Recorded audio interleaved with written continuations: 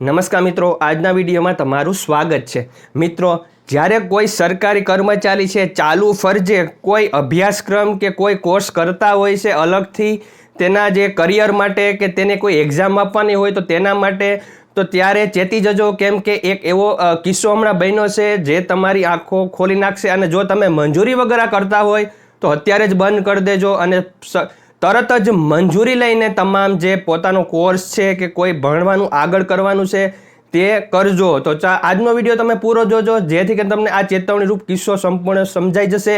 તો ચાલો આજનો વિડીયો શરૂ કરીએ।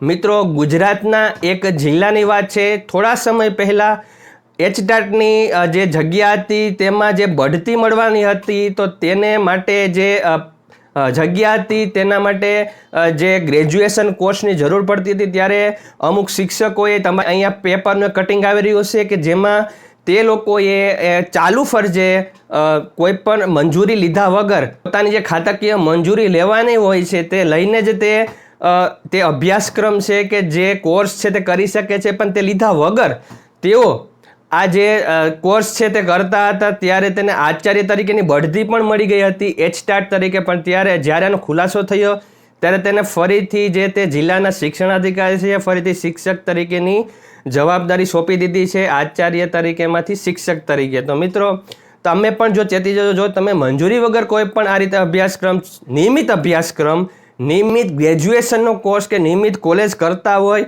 તો અત્યારે તે અટકાવી દો અને તરત જ તમે જે ઉપરી અધિકારીને તમારી રજૂઆત કરો અને તેની મંજૂરી લ્યો। ત્યારબાદ તમે આ કોલેજમાં જોડાઈ શકો છો અને નિયમિત ન કરી શકો, સરકારી ચાલુ નોકરીએ ન કરી શકો।